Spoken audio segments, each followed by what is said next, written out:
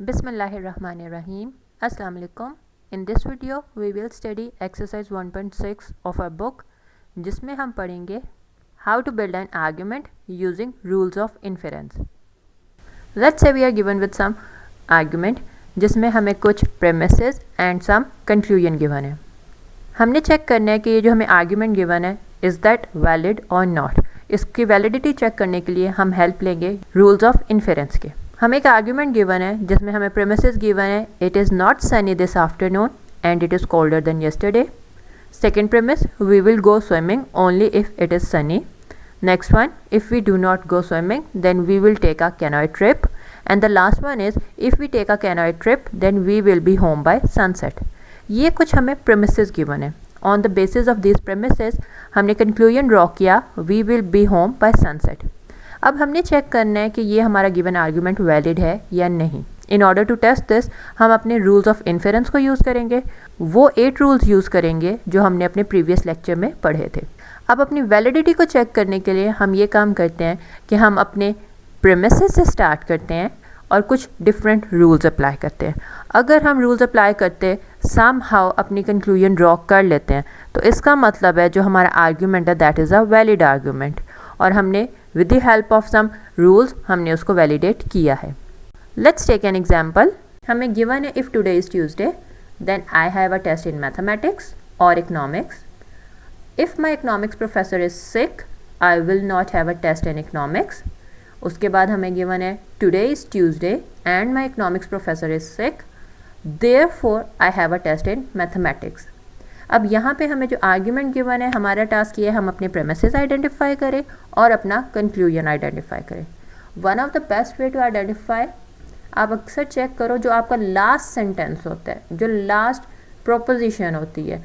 Usually therefore के बाद जो प्रोपोजिशन आती है दैट इज़ योर कंक्लूजन. और अगर देयरफॉर का वर्ड नहीं लिखा तो कभी देन का वर्ड आ सकता है या अगर कोई भी वर्ड नहीं लिखा तो जो लास्ट आपकी प्रोपोजिशन आएगी that will be your conclusion. हमारे पास यहाँ पे कंक्लूजन आ रहा है I have a test in mathematics. अब हमारा टास्क ये है हम अपने प्रेमिसेस आइडेंटिफाई करें उसके बाद उसकी आर्ग्यूमेंट फॉर्म क्रिएट करें.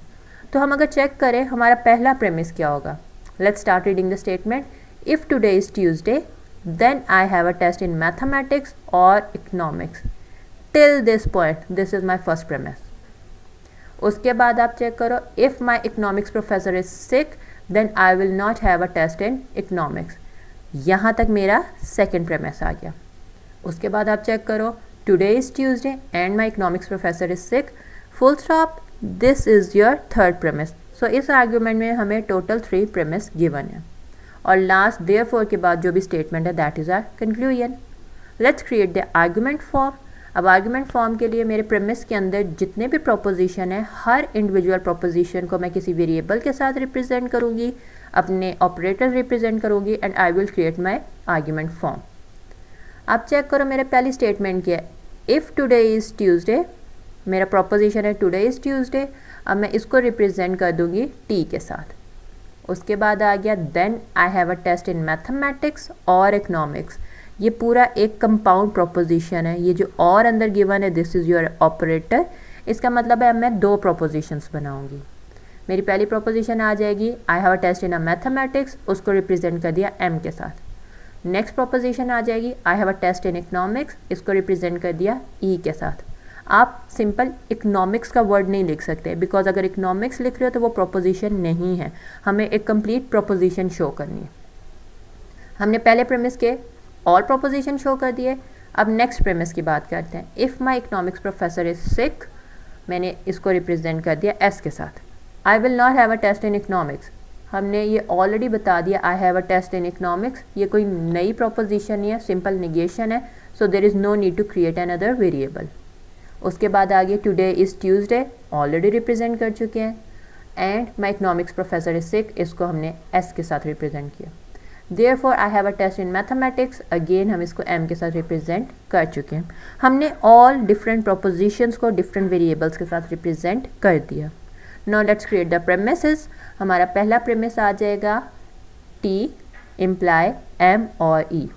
t से हमने रिप्रेजेंट किया था today is Tuesday then I have a test in mathematics और इकोनॉमिक्स. हमने उनके अकॉर्डिंग अपनी ट्रांसलेशन कर ली. नेक्स्ट प्रीमिस है if my economics professor is sick comma I will not have a test in economics. इसको हम रिप्रेजेंट कर देंगे s imply negation of e. Negation इसलिए कर रहे हैं क्योंकि हमने ई में सिंपल कहा था I have a test in economics, लेकिन यहाँ हमें गिवन है I will not have a test in economics. उसके बाद आ गया today is Tuesday and my economics professor is sick, इसको रिप्रेजेंट कर दिया टी एंड एस के साथ। हमारा कंक्लूजन आ गया therefore M, that is I have a test in mathematics. अब हमने अपनी आर्ग्यूमेंट फॉर्म क्रिएट कर ली। Let's validate your argument. हमारे पास 3 प्रेमिसेस हैं। On the basis of these 3 premises हमने अपना कंक्लूजन एम ड्रॉ करना है। We will use different rules जो हमने लास्ट लेक्चर में पढ़े थे। अब चेक करो, अब अगर हम अपने प्रेमिस नंबर 1 को देखें इंडिविजुअली, इसके ऊपर कोई रूल अप्लाई नहीं होता। सेम फॉर स्टेटमेंट नंबर 2, इसके ऊपर भी अप्लाई नहीं होता। अगर हम अपनी स्टेटमेंट नंबर 3 देखें, या हमारे 2 प्रोपोजिशंस कंबाइंड हैं विद एंड ऑपरेटर, मैं क्या करूँगी, I am simply going to separate them by applying a rule, that is your simplification rule on 3. as a result मेरे पास एक separate s वेरिएबल आ गया, और उसके बाद जब मैंने दोबारा सिंप्लीफाई किया मेरे पास t आ गया। मैंने दोनों प्रोपोजिशंस को सेपरेट कर लिया। Now instead of having only 3 premise मेरे पास 5 प्रेमिस बन गए। अब मैं इनके कम्बिनेशंस यूज़ कर सकती हूँ। अब आप देखो, अगर आपके पास प्रेमिस नंबर 1 में गिवन है t इम्प्लाई m और e, और मेरे पास प्रेमिस नंबर 5 में गिवन है t, it means on these 2 premises I can apply modus ponens rule. Modus ponens में हमारे पास क्या था कि एक कंडीशनल स्टेटमेंट हो और दूसरे प्रेमिस में आपकी कंडीशनल स्टेटमेंट का हाइपोथेसिस हो। सो एज अ रिजल्ट हमारे पास आ जाता है m और e, that is what ever the conclusion of your conditional statement. मैंने 1 और 5 के ऊपर अप्लाई किया मॉडस पोनेन रूल। इसके बाद आप देखो, मेरे पास सेकंड प्रेमिस में अगेन एक कंडीशनल स्टेटमेंट है जिसके हाइपोथेसिस में मेरे पास s है। वी कैन सी कि मेरे पास एक और प्रेमिस गिवन है जहाँ पे मेरे पास separate single s variable given है।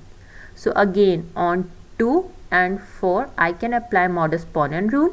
मेरे पास आंसर आ जाएगा निगेशन ऑफ e। अब आप चेक करो, मुझे आंसर जो चाहिए फाइनल m चाहिए, समहाउ मेरे पास आंसर m आना चाहिए। अब अगर हम यहाँ पे देखें 6 और 7 में मेरे पास e जो वेरिएबल गिवन है वो आपस में एक दूसरे को निगेट कर रहे हैं। सो बाय अप्लाइंग द डिसजंक्टिव सैलोजिज्म ऑन 6 और 7 मेरे पास e and negation of e एक दूसरे को निगेट कर देंगे, कैंसल आउट हो जाएंगे, और मेरे पास सिंपल m वेरिएबल आ जाएगा which is the required conclusion. So मेरे पास मेरा आंसर आ गया। So by applying different rules of inference हमने अपने आर्ग्यूमेंट को वैलिडेट कर लिया, that is our given argument is valid. अब यहाँ पे जो हमने रूल्स अप्लाई किए हैं, इनको रूल अप्लाई करने के लिए we first have to know all the rules. तो बेटर है आप प्रीवियस वीडियो में देखो, अपने रूल्स याद करो, उनकी फॉर्म याद करो, so that you can easily apply them.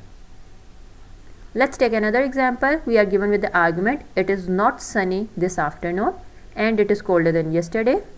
We will go swimming only if it is sunny. If we do not go swimming, then we will take a canoe trip. And if we take a canoe trip, then we will be home by sunset. This whole part leads to the conclusion, we will be home by sunset. इस argument में हम अपने premises identify करेंगे। हमारा पहला premise हो जाएगा it is not sunny this afternoon and it is colder than yesterday. यहाँ तक जो हमारा पहला प्रोपोजिशन आ गया, this will be your first premise. उसके बाद हमने कहा we will go swimming only if it is sunny, till this part it's your second premise. फिर third premise will be if we do not go swimming then we will take a canoe trip. यहाँ तक हमारा 3 premise हो गए। And your last premise will be if we take a canoe trip then we will be home by sunset.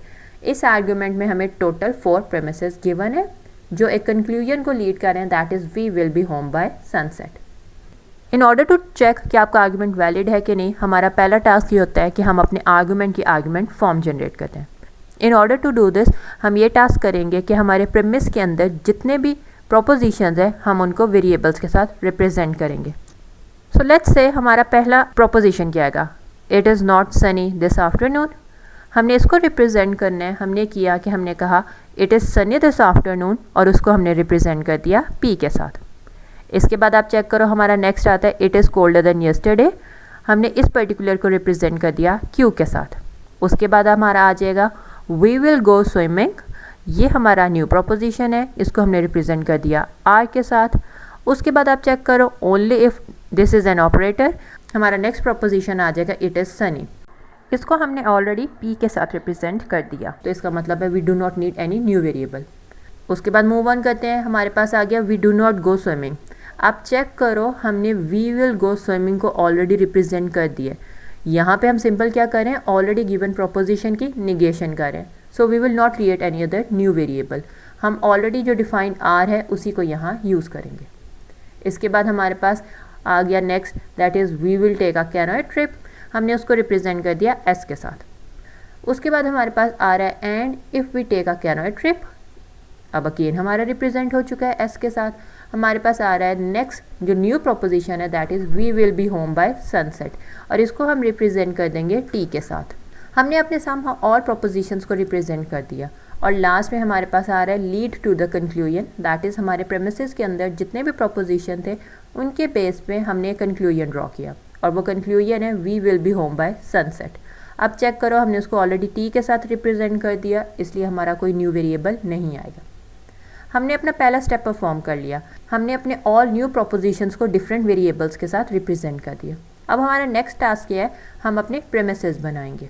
अब अगर आपने premises बनाना है तो आप चेक करो, आपकी पहली स्टेटमेंट थी it is not sunny this afternoon and it is colder than yesterday. अब हमारे पास यहाँ पे कौन से वेरिएबल्स आएंगे, we will use P and Q.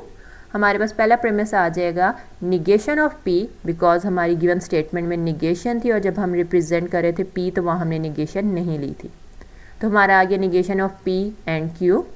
Next आ जाएगा we will go swimming only if it is sunny, हमारा सेकेंड प्रेमिस आ गया R imply P. Next premise if we do not go swimming then we will take a canoe trip, इसको हम represent कर देंगे negation of R imply S के साथ।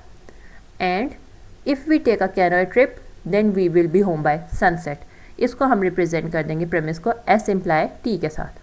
और हमारा जो फाइनल कंक्लूजन है we will be home by sunset, हमने उसको रिप्रेजेंट कर दिया टी के साथ। तो हमारे पास चेक करो हमारे all premises along with the conclusion हमने स्पेसिफाई कर दी, हमने अपनी आर्ग्यूमेंट फॉर्म क्रिएट कर ली। ये जो हमने ट्रांसलेशन वाला पार्ट किया है we have already discuss this in the previous lectures, आप प्रीवियस वीडियोस देख सकते हो, I will also add the link in the description box. अब हम करते हैं कि हमने अपनी आर्ग्यूमेंट फॉर्म जनरेट कर ली, अब इस आर्ग्यूमेंट फॉर्म को चेक करते हैं कि हमारा गिवन आर्ग्यूमेंट वैलिड है कि नहीं, और इसके लिए हम यूज़ करेंगे अपने डिफरेंट रूल्स। हमने जो हमारा आर्ग्यूमेंट गिवन था उसमें हमारे प्रेमिस एंड कंक्लूजन को स्पेसिफाई कर लिया। अब हम जो टास्क परफॉर्म करेंगे दैट इज़ हम अपने इन प्रेमिसेस को वन बाय वन चेक करेंगे, या तो हर डिफरेंट प्रेमिस के ऊपर कोई रूल अप्लाई हो सकता है या कम्बिनेशन ऑफ प्रेमिसेस के ऊपर कोई रूल अप्लाई होगा, समहाउ हम कोई ना कोई रूल अप्लाई करेंगे। अब चेक करो हमारा पहला प्रेमिस है negation of P and Q. अब दो प्रोपोजिशंस कंबाइन है with the help of and operator, it means हम अपने एंड ऑपरेटर वाले प्रोपोजिशंस को सेपरेट कर सकते हैं। तो हमने क्या किया, हमने अपना पहला प्रेमिस दैट इज़ हमारा हाइपोथेसिस जो था negation of P and Q लिया, इसके ऊपर हमने रूल अप्लाई किया सिंप्लीफिकेशन रूल, इस प्रेमिस के ऊपर हमने अप्लाई किया और हमारे पास आ गया निगेशन ऑफ पी। हमें जो डिज़ायर्ड प्रोपोजिशन रिक्वायर्ड थी हमने वो सेपरेट कर ली। इसके बाद हमारे पास चेक करो एक और प्रेमिस गिवन है that is R imply P. अगर हम अपना ये वाला प्रेमिस पिक करते हैं तो हमारे पास आ जाता है आर इम्प्लाई पी।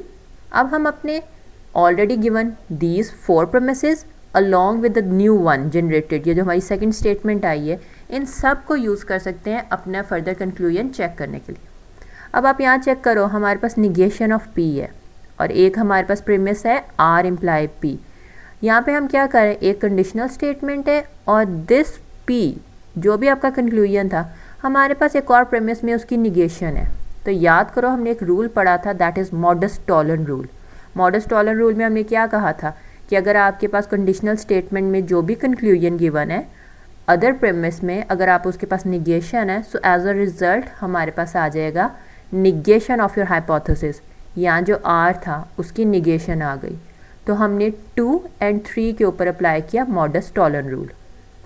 अब हमारे पास एक और प्रेमिस ऐड अप हो गया। जैसे जैसे हम रूल्स अप्लाई करते जाएंगे हमारे नंबर ऑफ प्रेमिसेस इंक्रीज़ करते जाएंगे और हम उनके कम्बिनेशंस को यूज़ कर सकते हैं। अब अगर आप देखो हमारे पास एक आर है निगेशन ऑफ आर, हमारे पास ऑलरेडी प्रेमिसेस में एक स्टेटमेंट है negation of R imply S. If I will use this particular statement that is negation of R imply S, तो आप चेक करो 4 and 5 इन दोनों के कम्बिनेशन के ऊपर we can apply modus ponens rule. अब modus ponens rule अप्लाई करने से क्या होगा, हमारे पास कंडीशनल स्टेटमेंट का जो हाइपोथेसिस है एक और प्रीमिस में हमारे पास वही सेम चीज़ एग्जिस्ट कर रही है. So as a result we will lead to S. तो हमने 4 and 5 के ऊपर अप्लाई कर दी modus ponens rule. इसके बाद हमारे पास अभी एक और स्टेटमेंट एग्जिस्ट करती है that is S imply T, और हमने लीड करना है T की साइड पे. तो हम क्या करेंगे, हम अपने new hypothesis that is S imply T इसको यूज़ करेंगे और फिर हम कोई न्यू रूल अप्लाई करेंगे. यू कैन अगेन सी 6 और 7 हमारे पास जो गिवन है ये अगेन हम मॉडस पोनेंस रूल अप्लाई कर सकते हैं. क्यों, बिकॉज हमारे पास एक कंडीशनल स्टेटमेंट है और सेकंड प्रेमिस में हमारे पास कंडीशनल स्टेटमेंट का हाइपोथेसिस है. So by applying modus ponens rule on 7 and 6 हमारे पास आंसर आ गया T. That is the required conclusion. हमें T चाहिए था और somehow by applying different rules हमारे पास आ गया T. So that's how by applying different rules on the given premises हमारे पास न्यू प्रेमिसेस ऐड अप होते गए, उनके ऊपर हमने कुछ और रूल्स लगाए and we got our particular conclusion. So it means our given argument is valid. If you have any confusion, you can ask in the comment section. That's all for today. Thanks for watching the video. If you like it, do subscribe my channel.